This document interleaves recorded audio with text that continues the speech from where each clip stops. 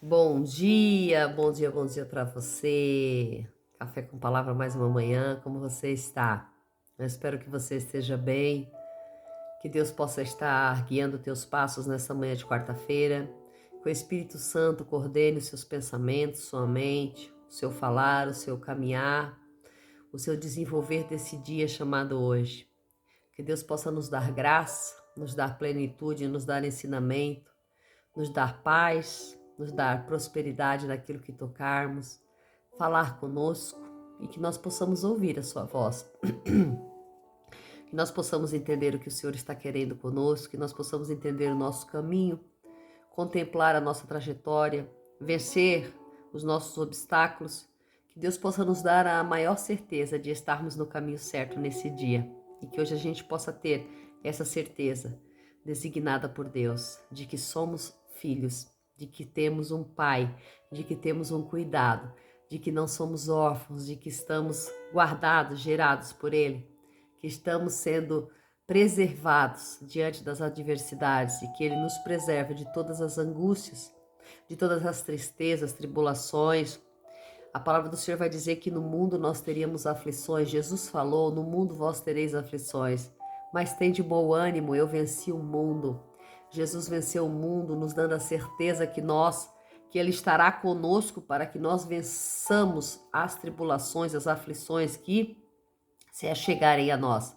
Ele se fez homem para sentir aquilo que nós sentimos, ele se fez homem para sentir as nossas aflições, para compreender a nossa alma, compreender o nosso ser, para compreender como nós vivemos a nossa humanidade. E nessa humanidade ele disse: eu venci o mundo e vós podeis vencer ele, né? No mundo tereis aflições, mas tende bom ânimo, eu venci o mundo. E compreendemos a partir disso que Ele está nos ajudando a vencer o mundo também. Ele está nos ajudando a vencer as tribulações, as afrontas, as angústias, as tristezas. Ele está nos auxiliando a vencer tudo aquilo que vem para nos parar, que vem para nos derrotar, que vem para nos desanimar. Então que nessa quarta-feira você possa sentir Deus falando ao teu coração, você possa sentir Deus cuidando de você, você possa sentir Deus cuidando da sua alma, do teu ser, da tua casa, da tua família. Amém? E hoje nós vamos dar continuidade ao capítulo 25 do livro de Atos dos Apóstolos. Vamos lá ver o que está acontecendo com Paulo. Aleluia! Louvado seja o nome de Deus, do Senhor, de Deus, do Altíssimo, do grandioso Pai. E diz assim, 25:1. Tendo, pois, Festo entrado na província, depois de 3 dias, subiu de Cesareia a Jerusalém. E os príncipes dos sacerdotes e os judeus mais eminentes, apresentando-se diante dele, fizeram-lhe queixa contra Paulo, rogando-lhe e pedindo-lhe como um favor contra ele que o reenviasse a Jerusalém, armando ciladas para arrebatá-lo pelo caminho. Mas Festo, em verdade, respondeu-lhe que Paulo estava detido em Cesareia e que ele mesmo em breve partiria para lá. Portanto, disse ele, aqueles que dentre vós têm procuração, desçam comigo, e se houver esse homem algum crime, acusem-no. E tendo-se demorado entre eles não mais de 8 ou 10 dias, desceu a Cesareia. E no dia seguinte, sentando-se no tribunal, ordenou que trouxessem a Paulo. E comparecendo ele os judeus que tinham descido de Jerusalém, puseram-se ao seu redor, alegando contra ele muitas e graves acusações que não podiam provar. Mas Paulo respondeu à sua defesa: nem contra a lei dos judeus, nem contra o santuário, nem contra César tenho cometido pecado algum. Festo, porém, querendo ganhar favor dos judeus, respondendo a Paulo, disse: queres subir a Jerusalém e ser julgado ali perante mim a respeito dessas coisas? Paulo lhe disse: diante do tribunal de César estou, onde convém que eu seja julgado. Nenhum mal fiz contra os judeus, como tu também o sabes melhor do que ninguém. Se, pois, sou malfeitor ou tenho cometido alguma coisa digna de morte, não recuso morrer. Mas, se nada há daquelas coisas que estes me acusam, ninguém pode entregar-me a eles querendo o seu favor. Apelo para César. Então Festo, depois de ter consultado o conselho, respondeu: apelastes para César irás. Glória a Deus.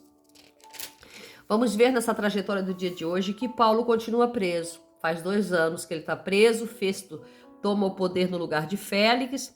Ele aparece ali e, de repente, quando ele chega, né? Quando ele chega para assumir o seu lugar, os judeus se preparam, os príncipes dos sacerdotes e os judeus, os mais poderosos, os mais eminentes, os mais audaciosos, vêm até Festo e falam com ele: olha, a gente queria se queixar desse Paulo aí.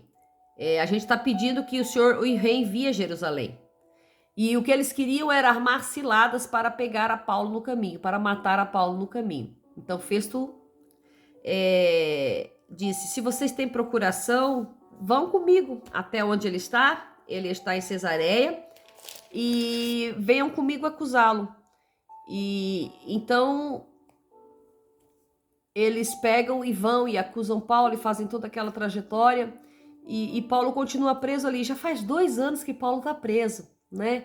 Félix esqueceu de Paulo, deixou ele lá preso, deixou ele lá cozinhando, deixou ele lá pensando nos seus pensamentos, né? Mas deixou ele lá abandonado. Cada vez chamava ele para tentar ganhar um dinheiro, aquela história toda que nós falamos ontem, mas não acontecia. E de repente Festo aparece e ele para ali e os judeus já logo aproveitam e seja, poxa, mudou de governador, vamos buscar agora pegar e matar esse Paulo. Eles não esqueciam Paulo. Paulo já estava lá preso há 2 anos. Fazia 2 anos que Paulo estava preso e os judeus não tinham esquecido aquilo que Paulo tinha feito. Ou seja, Paulo não tinha feito nada. Mas para eles tinha desonrado aquela história toda, tinha levado, contaminado o templo, falava do caminho, falava da ressurreição dos mortos. Mas fazia 2 anos que Paulo estava preso e aqueles que estavam do lado de fora ainda tinham ódio contra ele, ainda queriam matá-lo. A palavra de Paulo era tão profunda, o ensinamento de Paulo era tão profundo, tinha tanto poder na sua palavra, que ele estava preso, ausente 2 anos e eles não esqueceram dele. Eles não esqueceram daquilo e continuavam ali em cima dos governadores que passavam um após outro para ver se acabavam com Paulo. Eles queriam matar, era um ódio descomunal, era um ódio infernal, do inferno. Era algo diabólico para acabar com a vida de Paulo. Não era nem algo natural, porque olha, pensa comigo, você lembra de tudo que aconteceu há 2 anos passados? Você lembra de que alguém te fez algum mal há 2 anos passados? Você lembra de uma palavra que alguém pregou há 2 anos passados? Pois eles não esqueciam. Eles não tinham o esquecimento, eles não esqueciam. Era algo sobrenatural esse ódio, né? Paulo está preso, se dissesse assim, uma coisa de 1 mês, 1 semana, 2, 3 meses, 6 meses que seja, mas 2 anos o homem está preso e eles ainda querem vir, eles vêm de longe para ver a Festo, para falar a Festo, para tomar aquele prisioneiro, para acabar com ele, para matar ele. E Festo, ele disse que não. Então Festo vai e chama Paulo para falar com Paulo, quer entender. Então Festo chama Paulo e chama os judeus junto. Olha aqui, no versículo 7. Comparecendo ele, os judeus que tinham descido de Jerusalém puseram-se ao seu redor, alegando contra ele muitas e graves acusações que não podiam provar. Eles tinham acusações improváveis. Eles tinham acusações que não eram reais, não eram legais. Então não tinha como provar. Então Festo também não podia condenar Paulo. Mas Paulo responde a sua defesa: nem contra a lei dos judeus, nem contra o santuário, nem contra César tenho cometido pecado algum. Mas Festo, querendo ganhar o favor dos judeus, respondendo a Paulo: queres subir a Jerusalém e ser julgado por eles diante de mim? Queres voltar a Jerusalém e ser julgado por eles diante de mim? E Paulo diz: não, eu estou aqui sobre a ordenança de César, então eu quero ver a César. Então Festo decide: se queres ver a César, para César você irá. Paulo queria subir mais uma instância, né? Paulo queria ir até Roma. Paulo queria chegar ao seu propósito específico. Então Paulo, diante das circunstâncias, não tinha feito mal algum. Não tinha feito mal aos judeus, não tinha feito mal ao templo, não tinha feito mal a César, mas estava preso. E Paulo diz no versículo 11, se eu sou um malfeitor, se eu tenho cometido alguma coisa digna de morte, eu não recuso morrer. Mas se nada há daquelas coisas que esse me acusa, ninguém pode entregar-me a eles, querendo o seu favor. Apelo para César. Então, apelou para César, vai ter que ver César, que era o maioral do Império de Roma, o imperador. Então Festo, depois de ter consultado o conselho, respondeu: apelaste para César irás. Então eles vão enviar Paulo para o imperador, né? Eles vão enviar Paulo para o imperador. Então até aqui a gente não consegue entender o porquê Paulo está preso, né? Paulo está preso por uma questão de religiosidade. Paulo está preso por uma questão de ganhar almas para Jesus e os judeus não querer. Então o próprio judeus matou a Cristo e o próprio judeus quer matar a Paulo, quer acabar com o caminho, quer acabar com a palavra de Deus, quer acabar com a igreja primitiva. Então aí já vem desde o princípio, né? Eles não estavam, esses judeus, eles não se contentaram, né, em matar a Jesus na cruz, vê-lo ressuscitado, mas eles queriam acabar com Paulo, com todos os que viessem após eles, né? Então aqui nós estamos vendo no livro de Atos essas trajetórias. Em nossas vidas, muitas vezes, nós nos deparamos com maus, nós nos deparamos com pessoas que nos afligem, que nos afrontam e nós não entendemos o porquê. Muitas vezes não entendemos nem o porquê, estão se acometendo contra nós. Mas eu quero dizer para você nessa manhã, não é contra você, é contra aquele que habita em você. É contra o poder de Jesus que habita em você, porque aqui não era contra Paulo, era contra a palavra que Paulo pregava, que era uma palavra de vida, de salvação, de libertação, era uma palavra de cura. Então eles tinham ódio disso, porque onde Paulo chegava, a multidão estava, assim como Jesus, onde Jesus chegava, a multidão estava, porque recebia cura, recebia libertação, tinha palavra de mansidão, tinha palavra de bondade, palavra de amor, palavra de misericórdia, coisa que esses judeus não tinham. Então não é contra você. Nessa manhã eu quero dizer para ti, não é contra você. O ódio é contra aquele que está dentro de você. É contra aquele que resplandece no teu ser. É contra aquele que resplandece na tua voz. É contra aquele que resplandece na tua mente, nos teus olhos. É contra aquele que usa você para falar aquilo que é necessário. Então não é contra você. O ódio não é contra você. Outra coisa que eu gostaria de deixar nessa manhã é sobre a perspectiva de Paulo. Em muito tempo, a gente pode dizer, ele estava preso há tanto tempo já fazia 2 anos que ele estava ali aprisionado, mas ele estava guardado.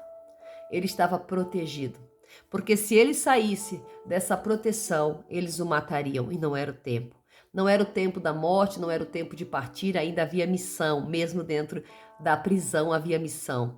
Então eu tenho certeza que aqui nesse momento, Paulo está aprisionado, mas está guardado, né? O Senhor está guardando, então em todo o tempo, mesmo que você esteja aprisionado em alguma situação, em alguma trajetória da sua vida, entenda que você está guardado, que em tudo há um propósito, em tudo há um propósito específico. Então nessa manhã não se desespere, não se desanime. Se você está aprisionado, se você não está vendo saída, saiba que há um propósito. Você vai sair.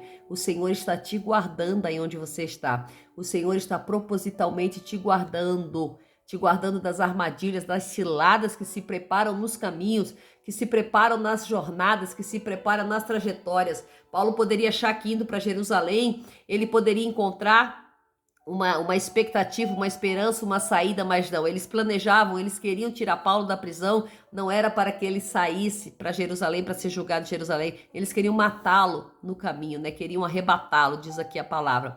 Então nós vamos entender que o Senhor está no propósito, o Senhor está propositalmente nos guardando, nos livrando do mal. Muitas vezes as prisões não são para para acabar conosco. Essas prisões são guardas, são refúgios, e nós estamos sob o refúgio do Altíssimo. E quando estamos refugiados no Altíssimo, o Senhor nos prepara lugares para nos repousarmos, nos guardarmos dos ataques, das astutas ciladas do inimigo. Então nós vamos ver que Deus está trabalhando de uma forma extraordinária nessa manhã. Não amedronte-se, não turbe o teu coração, creia no Senhor, Ele faz o que é melhor para nós e Ele tem o que é melhor para a nossa vida. Então que essa manhã seja repleta do Senhor Jesus e que Deus possa te guardar em todo o tempo. A paz do Senhor Jesus.